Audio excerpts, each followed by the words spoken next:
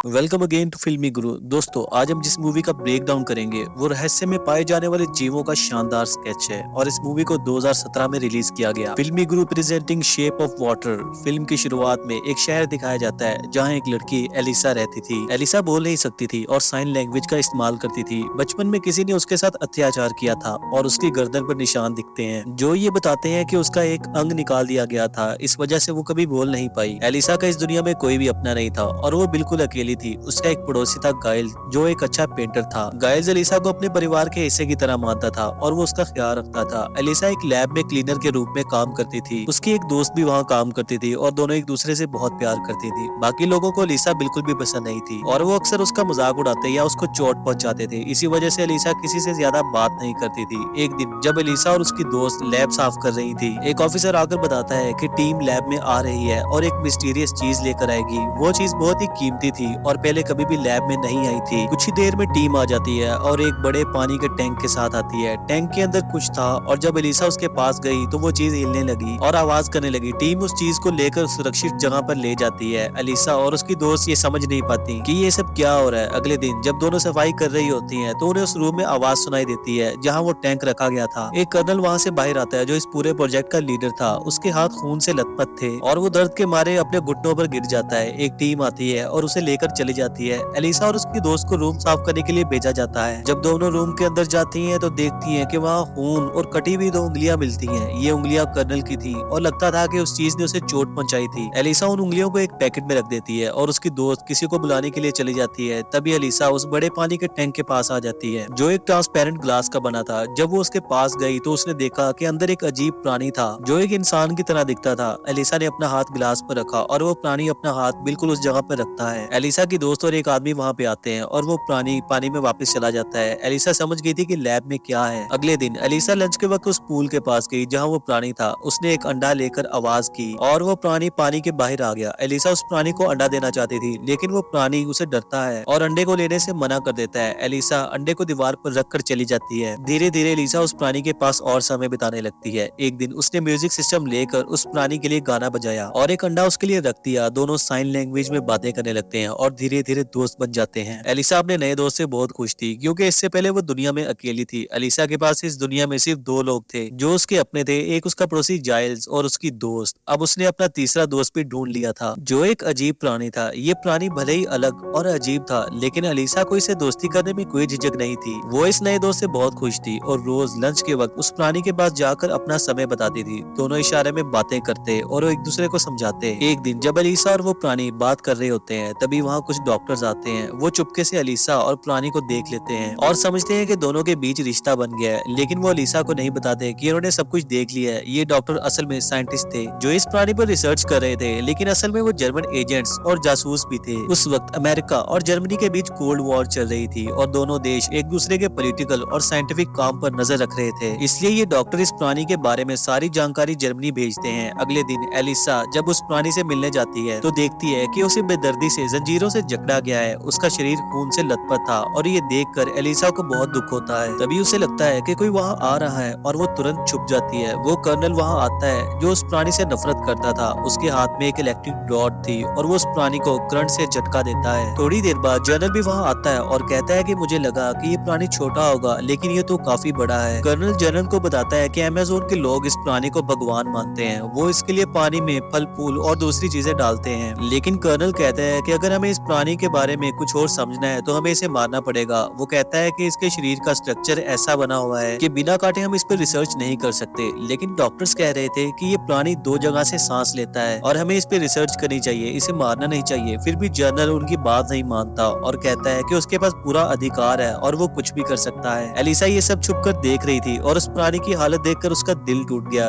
घर जाकर वो जाइल्स को सब बताती है। वो कहती है कि ये प्राणी भी मेरे जैसा ही है, बेजुबान है और मेरा दोस्त है। वो मुझे देखकर खुश होता है। मैं चाहती हूँ कि इसे बचा लूं। जाइल्स पहले कहता है कि हम कुछ नहीं कर सकते क्योंकि जिन लोगों के पास ये प्राणी है वो बहुत ताकतवर हैं। हम आम लोग हैं, हम उनका सामना नहीं कर सकते। ये कहकर वो चला जाता है लेकिन फिर जाइल्स वापस आता है और कहता है कि वो एलिसा की मदद करेगा। वो कहता है कि हम एक परिवार हैं और मैं तुम्हारी मदद करूंगा। एलिसा ये सुनकर खुश हो जाती है। दोनों एक योजना बनाते हैं कि कैसे उस प्राणी को उन जालिम लोगों के कब्जे से निकाला जाए। एलिसा एक समझदारी का कदम उठाती है और वहाँ जाकर कैमरास को ऊपर की तरफ कर देती है ताकि उनकी हरकतें रिकॉर्ड ना हो सके। फिर वो एक कार्ड को टॉवल से भर देती है और उस प्राणी के पास जाती है जो जंजीरों में जकड़ा हुआ था। वो जंजीरें खोलना लगभग असंभव था। तभी वही डॉक्टर आते हैं और एलिसा उन्हें देखकर घबरा जाती है, लेकिन डॉक्टर्स भी यही चाहते थे कि प्राणी जिंदा रहे, इसलिए वो एलिसा को उन जंजीरों की चाबी दे देते हैं। एलिसा जल्दी से जंजीरें खोल देती है। वो प्राणी भी समझदार और भावनाओं को समझने वाला था। एलिसा उसे कार्ड में रखकर वहां से ले जाती है। एलिसा के पास एक टनल के जरिए बाहर निकलने का रास्ता था। एलिसा की दोस्त को पता चल गया था कि एलिसा क्या कर रही है, इसलिए उसने कार्ड को रोका और कहा तुम ये काम नहीं करोगी। लेकिन एलिसा उसे समझाती है कि अगर हम इस प्राणी को यहाँ छोड़ देंगे तो वो जालिम लोग इसे मार डालेंगे। ये सुनकर उसकी दोस्त भी मदद करने के लिए तैयार हो जाती है। दोनों आगे बढ़ने लगती हैं। इसी बीच जाइल्स अंदर आने की कोशिश कर रहा था, लेकिन गार्ड उसे अंदर आने नहीं दे रहा था। गार्ड को पता लग गया था कि जाइल्स का कार्ड नकली है, लेकिन डॉक्टर फिर से मदद करते हैं और गार्ड को बेहोश कर देते हैं। एलिसा और उसके साथियों ने उस प्राणी को वहां से निकाल लिया, लेकिन कर्नल को डर होता है कि कुछ गलत हो रहा है। जब तक वो दरवाजे तक पहुंचता है सब लोग निकल चुके होते हैं। एलिसा उस प्राणी को अपने घर ले आती है और उसे बाथटब में रख देती है क्योंकि वो पानी में ही जिंदा रह सकता था। एलिसा अपने नए दोस्त को पाकर खुश होती है। उसने तय किया कि वो इस प्राणी को 10 तारीख को समंदर में छोड़ देगी क्योंकि उस दिन बारिश होने वाली थी और वो समंदर तक पहुंच जाएगा। अगले दिन एलिसा काम पर चली जाती है ताकि किसी को शक न हो कि उसने उस प्राणी को छुड़ाया है। जाइल्स घर पर उस प्राणी का ख्याल रख रहा था, लेकिन वो सो गया। तभी वो प्राणी बाथटब से निकल आया और उसने बिल्ली को मार दिया। जाइल्स ने उस प्राणी को बिल्ली को खाते हुए देख लिया। जाइल्स ने उसे रोका, लेकिन वो भाग गया और जाइल्स के हाथ को चोट पहुंचाई। जब एलिसा घर आई तो उसने प्राणी को वहां नहीं पाया। जाइल्स ने कहा कि वो डर गया था, इसमें उसका कोई दोष नहीं है। जाइल्स कहता है कि जाओ और उसे ढूंढकर वापस लेके आओ। एलिसा वैसा ही करती है और इस प्राणी को घर ले आती है। वो प्राणी जो समझदार था, अपने पहले वाले बिहेवियर के लिए शर्मिंदा था। उसने जाइल्स के हाथ पर अपना हाथ रखा और माफी मांगी। जाइल्स भी उसके सर पर हाथ रख देता है। अगले दिन जाइल्स देखता है कि उसके हाथ का घाव पूरी तरह से भर गया है। उसके सर पर नए बाल भी उग गए हैं। धीरे धीरे एलिसा और उस प्राणी के बीच दोस्ती प्यार में बदल जाती है। दोनों एक दूसरे के करीब आ जाते हैं और एक दूसरे से प्यार करने लगते हैं। लैब में जनरल कर्नल को धमकाता है कि अगर उस प्राणी को नहीं ढूंढा तो उसकी जिंदगी बर्बाद हो जाएगी। कर्नल परेशान हो जाता है और उसे शक होता है कि शायद डॉक्टर ने प्राणी को छोड़ा होगा क्योंकि वो उस प्राणी को मारना नहीं चाहता था। कर्नल डॉक्टर के घर पहुंचता है, लेकिन वहाँ उसका सामना 2 आदमियों से होता है। वो आदमी डॉक्टर को गोली मारते हैं, लेकिन कर्नल उन्हें वहीं मार देता है। उसे पता चलता है कि वो 2 आदमी रशियन स्पाइस थे। कर्नल डॉक्टर को टॉर्चर करता है ताकि सच निकलवाए, लेकिन डॉक्टर सिर्फ इतना ही कहता है कि वो सिर्फ एक क्लीनर है। ये सुनकर कर्नल एलिसा की दोस्त पर शक करता है क्योंकि वो भी लैब में काम करती थी। इसलिए कर्नल एलिसा की दोस्त के घर पहुंचता है और उसकी दोस्त से प्राणी के बारे में पूछता है, लेकिन उसकी दोस्त कुछ नहीं बताती। तब उसका पति सब कुछ कर्नल को बता देता है। वो कहता है कि वो प्राणी एलिसा के घर में है। कर्नल गुस्से में एलिसा के घर पहुंचता है, लेकिन उसे कोई नहीं मिलता। वहाँ एक कैलेंडर के नीचे एक नोट होती है जिसमें लिखा होता है आज प्राणी को समंदर में छोड़ने का दिन है। एलिसा अपनी डेस्टिनेशन तक पहुंच चुकी होती है। वो अपने सबसे करीबी दोस्त को अलविदा कह रही होती है। दोनों उदास थे क्योंकि उन्हें पता था कि वो फिर से कभी नहीं मिलेंगे, लेकिन वो प्राणी समंदर में नहीं गया तो वो मर जाएगा। प्राणी आगे बढ़ता है, लेकिन तभी कर्नल वहाँ पहुंचता है और दोनों पर गोली चला देता है। दोनों जमीन पर गिर जाते हैं, लेकिन प्राणी उठता है और उसे मारने से पहले कर्नल को मार डालता है। फिर वो एलिसा को उठाकर समंदर की गहरे पानी में ले जाता है। उस प्राणी का हाथ एलिसा के गले के निशानों पर लगता है जो गिल्स में बदल जाते हैं। अब एलिसा भी पानी में सांस ले सकती थी। प्राणी की शक्तियों ने एलिसा की जान बचा ली थी। दोनों एक दूसरे को गले लगाते हैं और हमेशा के लिए समंदर की गहराइयों में बस जाते हैं। जाइल्स भी इस बात से बहुत खुश होता है कि दोनों एक दूसरे के साथ हैं और इसी सीन के साथ ये मूवी एंड हो जाती है। दोस्तों, अगर आपको ये मूवी एक्सप्लेनेशन पसंद आई हो तो इस वीडियो को लाइक करके चैनल को सब्सक्राइब कर लें। तो मिलते हैं नेक्स्ट शानदार मूवी एक्सप्लेनेशन के साथ। तब तक take care and good bye.